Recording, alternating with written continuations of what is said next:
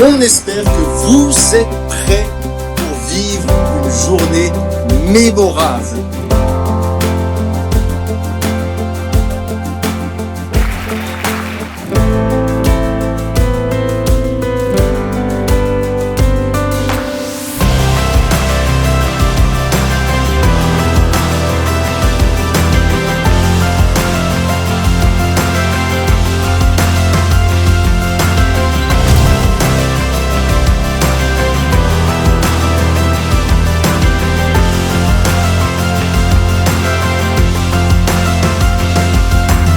Alors c'est vraiment une journée motivante avec plein de jeunes et c'est vraiment chouette de voir tous ces jeunes réunis pour le Christ. Moi j'ai beaucoup aimé qu'on aborde des questions précises dans notre contexte universitaire qui n'est pas évident. Elle m'équipe vraiment avec la parole de Daniel, le témoignage de Daniel, comment il a fait pour résister à la pression du monde et comment il a fait pour continuer à vivre avec un cœur selon Dieu. Si je devais résumer Héros en un mot, ce serait vraiment la joie. Exhortant. Extraordinaire. Fraternel. Encourageant.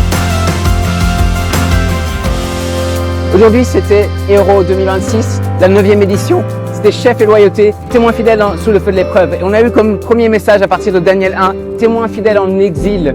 On a vu que la menace envers notre fidélité, c'était d'être assimilé à la culture et à une vision du monde anti-Dieu et aussi ou de retrait. Et que le modèle de Daniel pour notre fidélité, c'était de tracer une ligne, de dire non, faire ce pas, ce serait du compromis. Et que le moteur de notre fidélité, c'est pas la force de caractère, mais c'est la fidélité de Dieu envers nous en Jésus-Christ.